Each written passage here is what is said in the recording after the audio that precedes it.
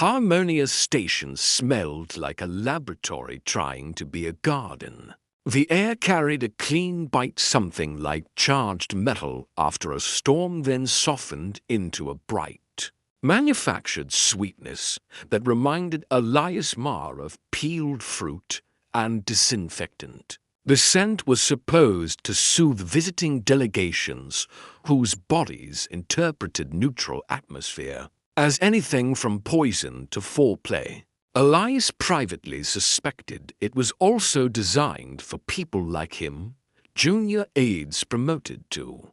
Quickly, still learning how to breathe in rooms where a misplaced glance could become an incident report. Beyond the corridor's curved glass, the station's main ring turned in a slow, dignified rotation. Stars slid past like a stitched mural. Cargo pods floated in precise lanes. Every so often a ceremonial vessel drifted by, unreasonably sleek, all polished fins and unnecessary lighting making a point of grace, as if elegance could substitute for armaments. Elias kept his eyes moving, never settling too long on any one thing. In his first week at Concordance Affairs, a training officer had delivered the rule with cheerfully clinical clarity. Sustained staring could mean aggression, invitation, challenge, or insult depending on who did the interpreting. And the only reliable constant was that it would never mean what you intended. He tugged his collar down for the third time in as many minutes.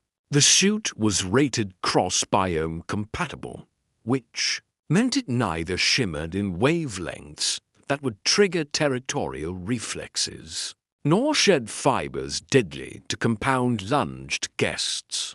It was also just tight enough to remind him that budget approvals lagged behind promotions. He'd been reassigned to the delegation team yesterday. Today he was walking toward the council ring in a suit that felt like a polite threat. His job, as far as his supervisor had explained with brisk kindness, was simple. Stay behind Director Sen.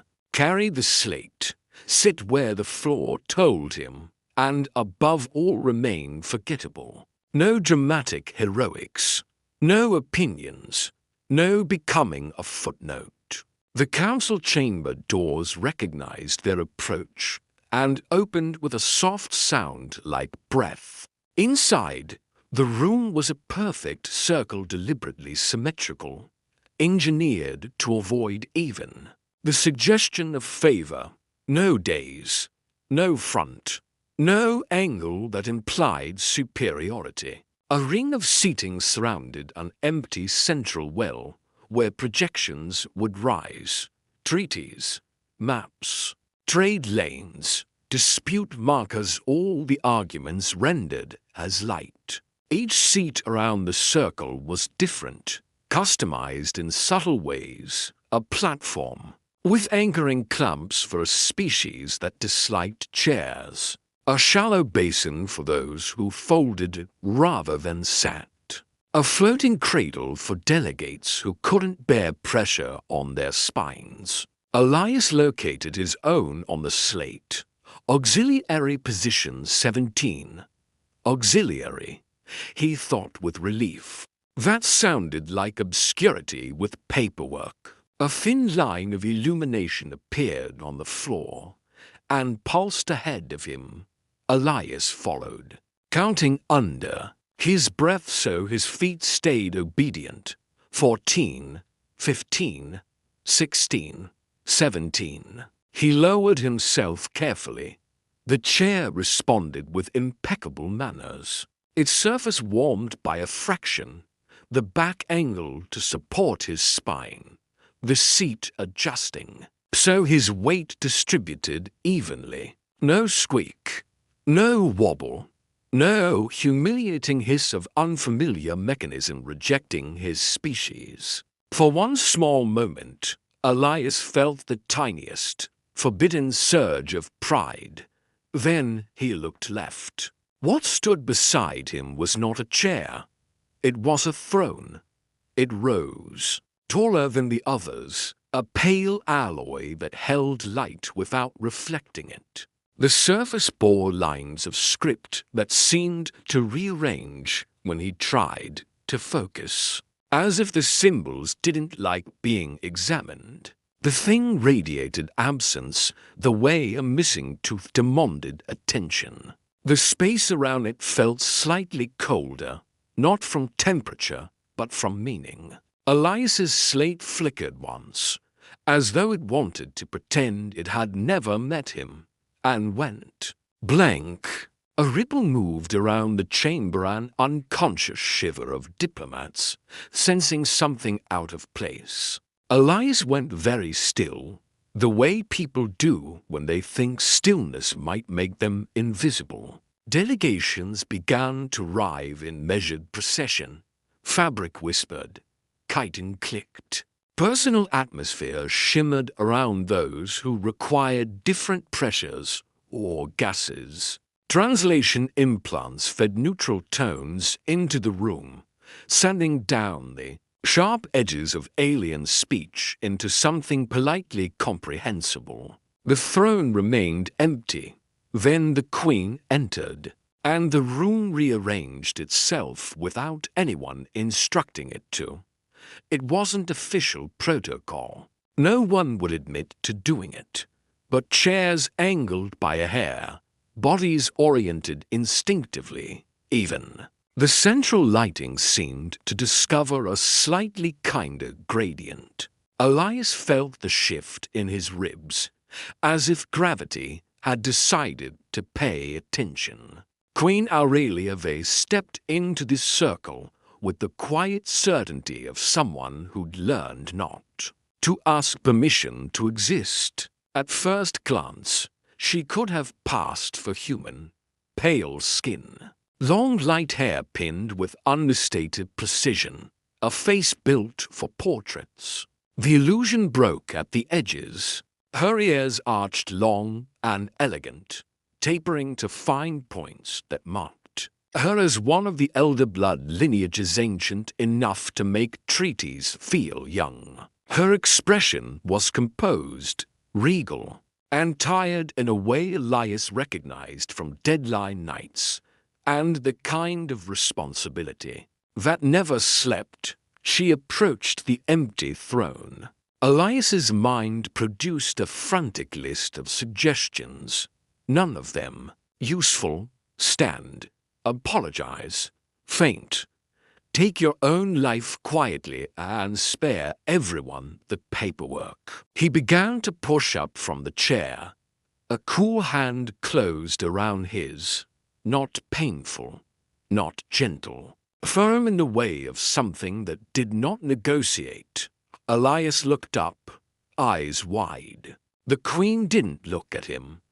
Her gaze stayed forward, fixed on the watching council as if she had simply collected a necessary object, and continued. "Don't move," she said, voice lowered to a register that only his implant translated into his ear. A discreet acoustic field made the words private. Stay. Elias swallowed. The training manuals in his head flipped through categories: seating mishaps, ceremonial errors, accidental insults. None of them contained an entry for held hostage by royalty via hand. He nodded, because nodding felt less dangerous than screaming. Around them, the council settled. The throne beside them stayed empty, its emptiness now framed by his living presence. Elias finally understood what that seat was meant to be. A place for a consort, a place designed to remain unfilled. And now through an era that would certainly be filed under unfortunate human competence.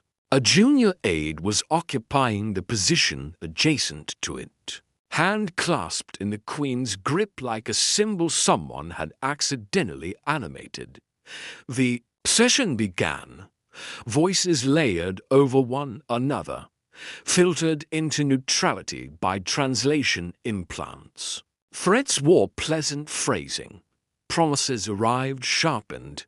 Elias listened with only half his mind. The other half was occupied by the unbearable awareness of his own breathing, of the fact that his pulse was a loud animal in his throat. Every time a delegate pressed to hard leaning on historic responsibility or strategic imbalance, the Queen's fingers tightened around his hand, not to hurt him, to anchor herself, or to remind herself to stay steady. Elias decided his arm going numb was an acceptable price for stability between star systems. A delegate encased in a transparent pressure veil spoke first, the original, voice likely requiring 3 throats and a second mouth. The translation delivered calm sentences about corridor integrity and mutual monitoring.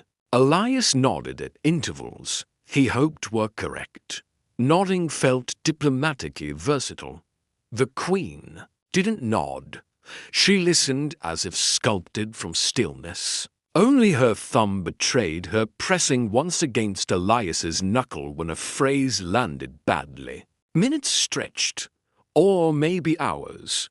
In that room, time behaved like fabric pulled to thin. A hologram rose in the central well, star maps blooming. Interlayered light, border lines pulsing gently, trade lanes flickering as proposed edits appeared. It was beautiful in a cold, mathematical way. Elias leaned forward half an inch before he remembered himself. The Queen's grip sharpened. Still, she murmured. Right, Elias whispered, returning to his best imitation of furniture. A second speaker was blunt in the way only certain species could be. Their culture favored directness, which in practice meant they phrased threats like routine weather updates. As they spoke, Elias felt the Queen's hand grow colder, her fingers stiffening as if she were holding a blade by the wrong end. He risked a sideways glance, careful not to make it obvious. Up close, her composure was astonishing, but he saw the effort behind it, the tiny tension at her jaw, the fractionally to controlled breath. His arm had progressed from tingling to floating numbness. He wondered if losing circulation counted as disrespect. He decided it probably did. You're managing, the Queen said softly. Still not looking at him, Elias blinked. I am.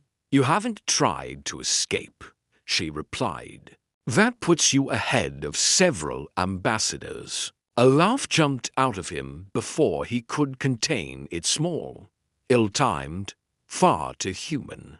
A few delegates angled their sensory attention toward him. One set of eye stalks swiveled. An atmospheric field tightened.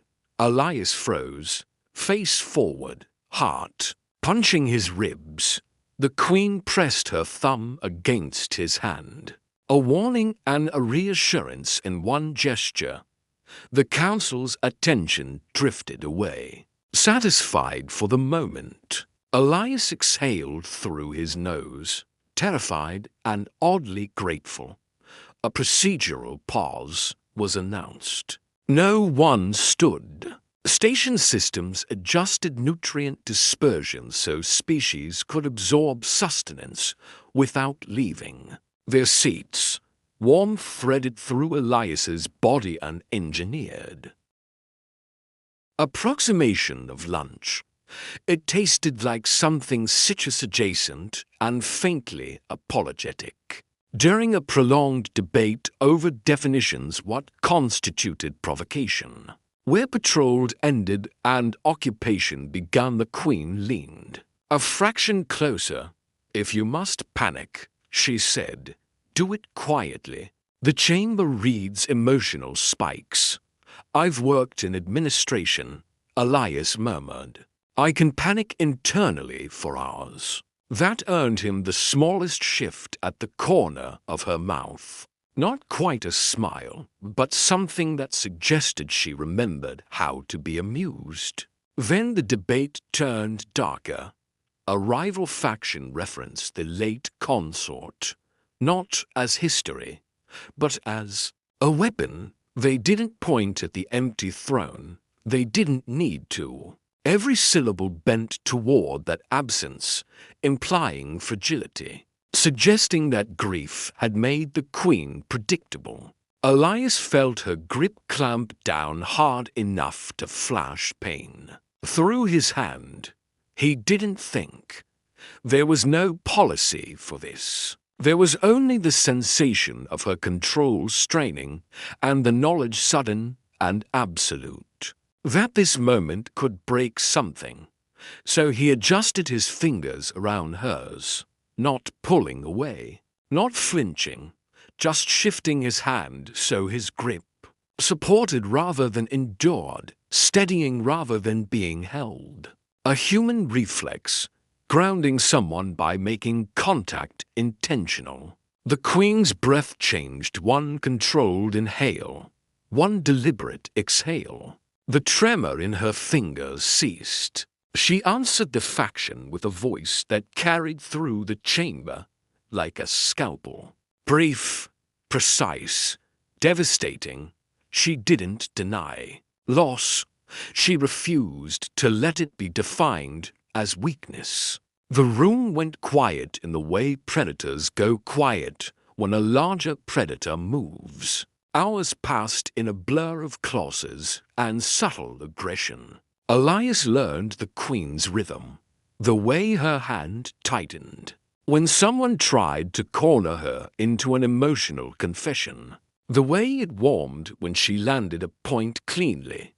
At some point, he realized the delegates were watching him to not with open scrutiny, but with those sideways glances reserved for unexpected variables. He straightened, suddenly self-conscious. Should he look dignified, more neutral, less alive? "You can't stop worrying about your face," the queen murmured. "They're deciding whether you matter." "I don't," Elias whispered fiercely. "I'm exceptionally replaceable." She considered, then said, "That may be true, but right now, you are useful." Elias wasn't sure whether to feel insulted or honored. He chose quiet pride, because it was easier to hold. The central hologram shifted into a lattice of trade corridors, threads of light crossing disputed space. Some lines burned steady and bright. Others flickered as if uncertain. They were allowed to exist. A methane-breathing consortium described. Fair concessions in a tone that translated as friendly, but held hostility underneath like a hidden blade. The queen's fingers tightened with a different quality this time. Anticipation. "You're about to hear something false," she murmured. Elias swallowed. "A complicated falsehood. Or the insulting kind." "The insulting kind," she replied. "They value efficiency." The lie arrived on cue, dressed in concern and mutual benefit. Elias didn't follow every detail, but he recognized the cadence, the same manipulation he'd heard in budget negotiations, scaled up to affect entire systems. Without thinking, he squeezed the queen's hand once, a reflexive human response to nonsense. Her thumb brushed his knuckles, approval. Then she spoke. Her voice filled the chamber without raising volume, the way true authority didn't need to shout. She dismantled the consortium's proposal piece by piece: historical precedents, economic models, and a treaty clause obscure enough that Elias suspected only she remembered it existed. As her words landed, The hologram responded, trade lanes shifting, disputed lines stabilizing in her favor. The methane consortium fell silent. Elias stared forward, fighting the urge to grin. He had never been so close to someone winning a battle. With punctuation and memory, the council inched toward conclusion. Objections rose and were diffused. Language tightened. Symbols locked into place on the floating treaty text, each clause resonating with a faint harmonic chime as it achieved consensus. Then the final delegate stood. Elias recognized their faction even before the translation came through. They were famous for patience, for saving their sharpest cruelty for the moment. When everyone wanted to believe the danger had passed, their translated voice sounded almost gentle. They praised progress, complimented the Queen's composure, and then precisely, surgically invoked the late consort by name, tying the absence to implied instability. The chamber reacted in a single collective tightening, atmospheric fields stiffening, bodies orienting, implants humming as if bracing for impact. The Queen's hand clamped around Elias's with sudden force. Pain flared bright and immediate. Elias's mind went blank. No protocols, no rehearsed responses, no internal sarcasm to hide behind. Only the sensation of her grip and the understanding that this moment mattered more than the rest. So he leaned closer, not dramatically, not enough to draw attention, just enough to reduce the space between them until their shoulders nearly touched. His hand shifted again around hers, not passive now, but present, holding back. The pain eased into a steadier pressure. A small pause, a fraction of a second, where something threatened to tip and then didn't. The Queen lifted her head when she spoke. There was something new in her voice. Not anger, not grief, certainty. She acknowledged the loss cleanly, without flinching, and refused the implication that followed. Her words reframed continuity as design, governance as something meant to endure beyond individuals, authority as mandate rather than partnership. The treaty text responded, symbols stabilizing, clauses locking with final resonance. The delegates sat. The chamber released a breath it hadn't known it was holding. The station's ambient systems shifted into a softer tonal register that signaled agreement reached. Elias realized his heart was hammering. He also realized he was smiling wide, foolish, unable to contain it. He forced his mouth into neutrality, but the feeling remained, a fierce, ridiculous relief. The Queen did not release his hand. Instead, she leaned in just enough that only his implant caught her words. That was irrational, she murmured. Elias swallowed a laugh. It's one of my core competencies. A flicker of genuine amusement crossed her face. Not an almost smile this time. A real one, brief and bright as a match struck in darkness. Delegates began to stand, collecting slates, retracting personal atmospheres. Elias felt exhaustion crash into him as adrenaline drained away. His legs remembered they existed and filed immediate complaints. His spine felt like it had aged a decade. Are you going to stand? The Queen asked quietly. Elias glanced at the empty throne beside them, then at her hand still around his. I was waiting for permission, he said, only half joking. She regarded him for a moment longer than necessary, then gently loosened her grip, The absence was immediate and startling, like sound cutting out mid-note. Elias's hand felt cold where hers had been. "You may," she said. He stood carefully, knees wobbling in a way he hoped looked dignified rather than tragic. He resisted every impulse to bow, salute, or sprint out of the chamber. As the room emptied, silence expanded. Not the heavy, weaponized silence of negotiation, but something calmer after shock quiet. Outside the glass, stars continued their indifferent drift, unimpressed by politics. Elias looked at the Queen properly for the first time, no longer sneaking glances. Without the Council's gaze pressing down, she looked exhausted and relieved, still unmistakably royal, but also unmistakably alone. The weight she carried had shifted, not vanished, but eased. "Thank you," she said. The words hit, harder than any threat had. Elias swallowed, then chose honesty. "Any time," he replied, "preferably with fewer civilizations watching." She laughed softly, openly. The sound echoed in the emptied circle, startling in its warmth. For a strange, dizzy moment, Elias felt something settle into place inside him, the certainty that whatever had started here wasn't going to end neatly with the session.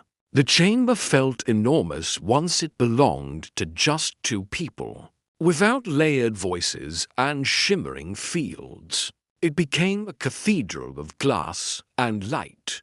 The projection systems dimmed and powered down, leaving only starlight and the quiet hum of station mechanisms. Elias stood near the pale throne, hands clasped behind his back, suddenly unsure where to put himself now that the universe didn't require him to be a symbol. The Queen rose more slowly than she had entered, as if permitting herself to feel the fatigue she'd denied all day. "You may sit," she said, gesturing not to his auxiliary chair, but toward the tall, empty throne. Elias blinked. "I think I've filled my lifetime quota for that particular seat." "A shame," she replied. "You wore it well." He laughed, surprised by how natural it felt. Hours ago he'd been a tight-collared bundle of nerves trying to become wallpaper. Now he felt steadier altered in a way he couldn't yet name. They walked together to the chamber's edge, where the glass curved outward into open space. A ceremonial cruiser drifted past, slow as a thought, its hull catching starlight like a moving mirror. For a while, neither spoke. The silence between them was not hostile. It was simply room enough to breathe. Elias broke it first. "Someone is going to ask me to explain what happened." "Yes," the Queen said. "They will ask me as well. I'm considering pretending I was never here." She tilted her head, studying him with mild amusement. "You would be a very poor omission from history." Elias smiled, then let the smile fade into something more thoughtful. "I didn't plan any of it. I just sat down. And you stayed," she said gently. The warmth in her tone carried weight. Many would not have, it implied. Many would have fled the moment they realized what they'd touched. Elias felt the truth of it settle in his ribs.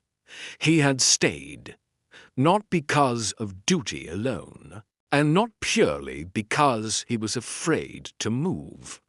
At some point, leaving had felt worse than the risk of remaining. He had chosen presence over safety, connection over invisibility. A soft chime sounded from a discreet panel. Station systems confirming the treaty's transmission across secure channels. The agreement was now recorded in 1,000 archives. Peace, at least the negotiated variety, would hold for a while. It is done, the Queen exhaled. It is, Elias said. You did it. We did, she corrected, and there was no mockery in it. He met her gaze and saw not the distant figure the council had faced, but someone who had carried grief with precision, who had wielded silence like a tool, who had if only briefly allowed herself to lean on an accidental, human aide. I don't think I'm the same person I was when I walked in, Elias admitted. Nor should you be, she said. Change is the cost of proximity. It sounded like wisdom. It sounded like warning. Elias decided, for now, that he could live with both. A panel near the entrance slid open. An attendant stepped in, bowed, and then froze upon noticing Elias beside the Queen, as if reality had shifted while they weren't looking. This is Elias Ma, the Queen said calmly. He will accompany me for the remainder of my visit. The attendant nodded to quickly, already revising internal assumptions about how the world worked. Elias cleared his throat.